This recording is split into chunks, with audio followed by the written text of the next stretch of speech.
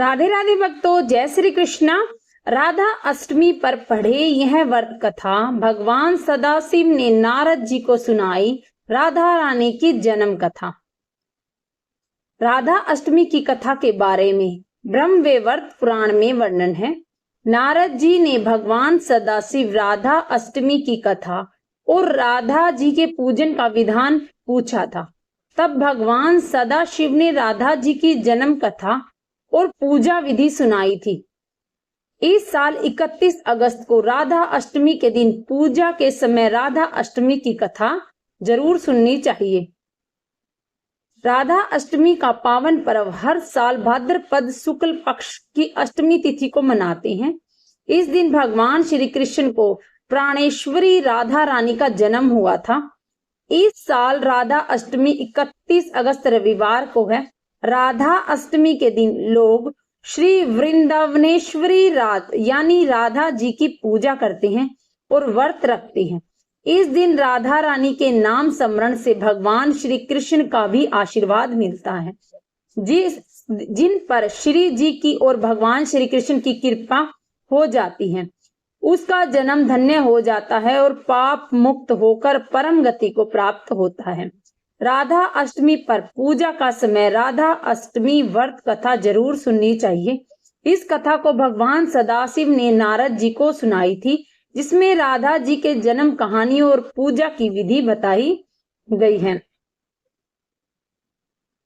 ब्रह्मवैवर्त पुराण में राधा रानी के जन्म की कथा का वर्णन मिलता है।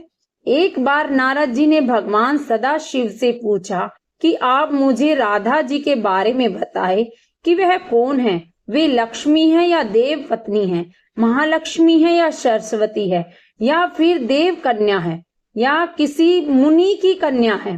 नारद जी राधा रानी के बारे में जानने के लिए बहुत ही उत्सुक थे। उसकी अवस्था को देखकर भगवान सदाशिव ने कहा कि राधा जी के रूप, सौंदर्य, गुण आदि का वर्णन कर पाना संभव नहीं है। इस पूरे ब्रह्मांड में कोई ऐसा व्यक्ति नहीं है जो राधिका जी के रूप, लावण्य और गुणों का वर्णन कर सके। अब आप इतना ही जान लो कि राधा जी के रूप, सौंदर्य ऐसा है जिसने श्री कृष्ण को भी मोहित कर लिया। वे श्री कृष्ण जी को इस पूरे संसार को मोहित कर लेते हैं। वे स्वयं राधा रानी के सौंदर्य पर मोहित हो गए। एक नहीं, असंख्य मुख से भी राधा जी का वर्णन करना चाहे तो संभव नहीं है। इतना सुनकर नारद जी ने कहा कि हे प्रभु, श्री राधिका जी के जन्म की महिमा श्रेष्ठ है। कृपया करके आप जन्म की कथा बताइए।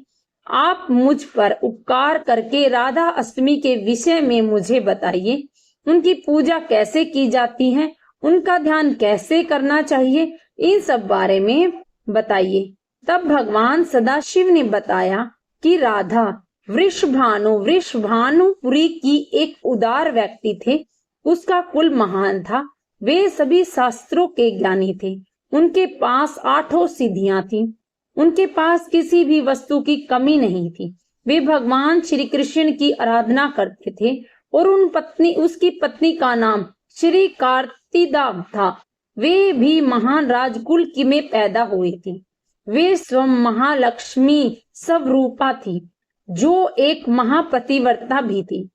उसके ही गर्भ से राधिका जी भद्रपाद माह के शुक्ल पक्ष की अष्टमी जी को प्रकट हुई थी।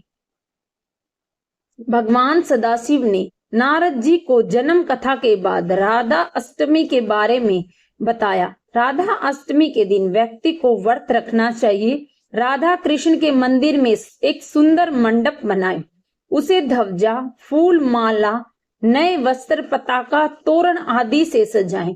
उस मंडल में पोषण दल वाला कमल यंत्र बनाए। उस पर भगवान श्री कृष्ण और राधा जी को स्थापित करें। उनका मुख पश्चिम दिशा में रखें।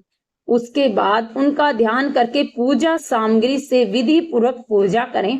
राधा अष्टमी पर राधा कृष्ण की विधिवत पूजा और राधा अष्टमी की व्रत कथा सुनने से राधिका जी और भगवान श्री कृष्ण प्रसन्न होते हैं और वे अपने भक्तों पर दया करते हैं। उनकी कृपा से कष्ट, दुख, रोग, दरिद्रता सब मिट जाती है।